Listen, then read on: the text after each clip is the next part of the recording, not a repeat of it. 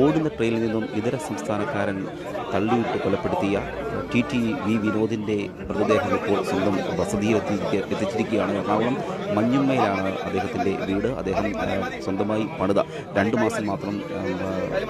മാസത്തിന് മുൻപ് പണി പൂർത്തീകരിച്ച വീട്ടിലേക്കാണ് മൃതദേഹം എത്തിച്ചിരിക്കുന്നത്. അപ്പോൾ അമ്മയും സഹോദരിയും അലമുറയിട്ട് കരയുകയാണ്. അവരെ ആശ്വസിപ്പിക്കാൻ പോലും ബന്ധുക്കൾക്കും പ്രിയപ്പെട്ടവർക്കും ഒന്നും കഴിയാത്തൊരു സാഹചര്യമാണ് ഇപ്പോൾ ഉള്ളത്. ഇന്നലെ വൈകുന്നേരത്തോടെയാണ് തൃശ്ശൂർ മുളകുന്നോട്ടുകാവ് റെയിൽവേ സ്റ്റേഷന് സമീപം വെച്ച് ഈ അപകടമുണ്ടാകുന്നത്. ഇതര സംസ്ഥാനക്കാരന് ടിക്കറ്റുമായി ബന്ധപ്പെട്ട ഒരു തർക്കത്തെ തുടർന്ന് ഇദ്ദേഹവുമായി കയ്യേറ്റമുണ്ടാകുകയും ഡോറിൽ നിന്ന ഈ വിനോദ് എന്ന ടിയെ തള്ളി പുറത്തേക്കിടുകയുമായിരുന്നു. ഈ വീഴ്ചയിൽ അദ്ദേഹം മറ്റൊരു ട്രാക്കിൽ കൂടി കടന്നു പോകുന്ന സമയത്ത് അതിദാരുണമായി അദ്ദേഹം മരണപ്പെടുകയായിരുന്നു. അദ്ദേഹത്തിൻ്റെ ശരീരഭാഗങ്ങൾ ചിന്ന ഭിന്നമായി കിടക്കുന്നൊരു സാഹചര്യമായിരുന്നു ഉണ്ടായിരുന്നത്. അതിനുശേഷം ഈ പ്രതിയായ ഒഡീഷ സ്വദേശിയായ രജനീകാന്ത് രഞ്ജിത്ത് എന്ന ആളെ റെയിൽവേ പോലീസ് പിടികൂടിയിരുന്നു. ഈ സംഭവം ഇന്നലെ വൈകുന്നേരത്തോടെ അദ്ദേഹം എറണാകുളം സൗത്ത് റെയിൽവേ സ്റ്റേഷൻ ഒരു ടി ആണ്. അദ്ദേഹം കുറേ വർഷക്കാലമായി അദ്ദേഹം ഈ വിനോദ് ജോലി ചെയ്യുകയാണ്. വിനോദിൻ്റെ പിതാവിൻ്റെ മരണശേഷമാണ് വിനോദിന് ജോലി ലഭിച്ചത്. അങ്ങനെ ജോലി ചെയ്തു വരികയായിരുന്നു. ആദ്യം ഡീസൽ ടെക്നീഷ്യനായി ജോലി ചെയ്തു. പിന്നീട് 2 വർഷം മുൻപാണ് ടി ആയി അദ്ദേഹം ജോലി മാറ്റം ചെയ്തിട്ടുള്ളത്.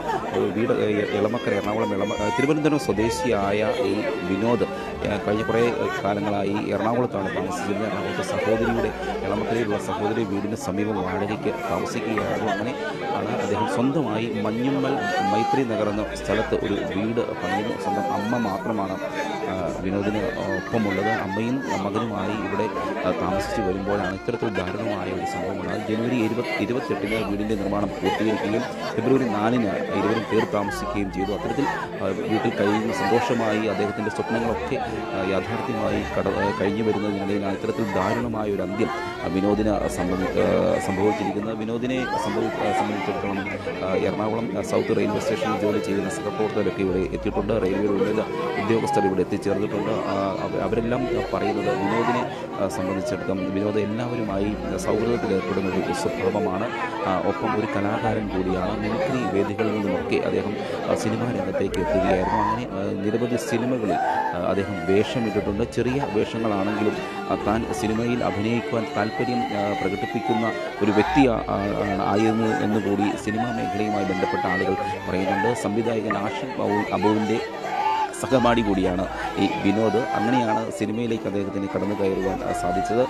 മോഹൻലാൽ, മമ്മൂട്ടി അടക്കമുള്ള ആളുകൾ അഭിനയിച്ച നിരവധി ഹിറ്റ് സിനിമകളിൽ അദ്ദേഹം വേഷമിട്ടിട്ടുണ്ട്. പുലിമുരുകൻ, ഗ്യാങ്സ്റ്റർ, 24/7 ഒപ്പം തുടങ്ങിയ ഒട്ടനവധി സിനിമകളിൽ അദ്ദേഹം വേഷമിട്ടിട്ടുണ്ട്. അങ്ങനെ അത്തരത്തിൽ തൻ്റെ സ്വപ്നങ്ങളും മോഹങ്ങളുമൊക്കെ യാഥാർത്ഥ്യമാക്കിക്കൊണ്ട് അദ്ദേഹം ജീവിച്ചു വരികയായിരുന്നു. 48 വയസ്സുകാരനാണ് വിനോദ്. അത്തരത്തിൽ അമ്മയുമൊത്ത് ഒരു പുതിയ ജീവിതം, ഒരു നല്ല ജീവിതം അദ്ദേഹം അത് സ്വപ്ന സാക്ഷാത്കാരമായി വരുന്ന സമയത്താണ് ഇത്തരത്തിൽ ഒരു ദാരുണ വിധിയുണ്ടായിരിക്കുന്നത്. അമ്മയെ സംബന്ധിച്ചിടത്തോളം ഒരു കുടുംബത്തിൻ്റെ ഏക ആശ്രയമാണ്. ഈ അമ്മയുടെ ഏക ആശ്രയമാകേണ്ട ഒരു മകനാണിപ്പോൾ നഷ്ടപ്പെട്ടിരിക്കുന്നത്. ഒപ്പം ഈ പ്രിയപ്പെട്ട മഞ്ഞുമ്മൽ എന്ന സ്ഥലത്താണ് അദ്ദേഹം താമസിക്കുന്നത്. കുറച്ചു കാലം മാത്രമാണ് അദ്ദേഹം ഈ മഞ്ഞുമ്മൽ എന്ന ഗ്രാമത്തിൽ വന്ന് താമസിക്കാൻ തുടങ്ങിയത്. ഇവിടെയുള്ള ആളുകൾക്കൊക്കെയായി അദ്ദേഹം വളരെ സൗഹൃദം പുലർത്തിയിരുന്നു. പെട്ടെന്ന് വളരെ സൗഹൃദം പുലർത്തിയിരുന്നു.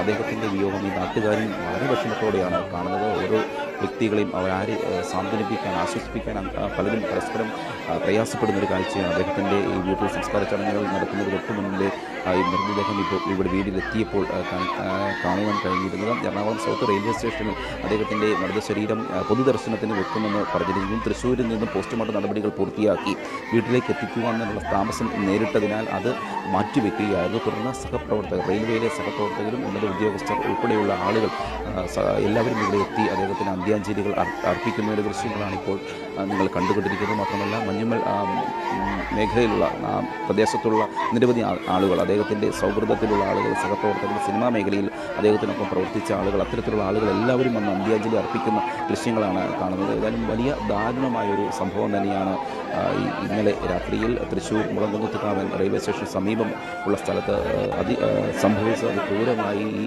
TTE തള്ളിയിട്ട്, ഡോറിൽ നിന്നും തള്ളിയിട്ട് കൊലപ്പെടുത്തുകയായിരുന്നു. ഈ അമ്മയ്ക്ക് ഒരു ആശ്രയമാകേണ്ട, ഈ കുടുംബത്തിൻ്റെ ആശ്രയമാകേണ്ട ഒരു മകനെ കൂടിയാണ് ഇപ്പോൾ നഷ്ടമായിരിക്കുന്നത്. കൊച്ചിയിൽ നിന്നൊക്കെ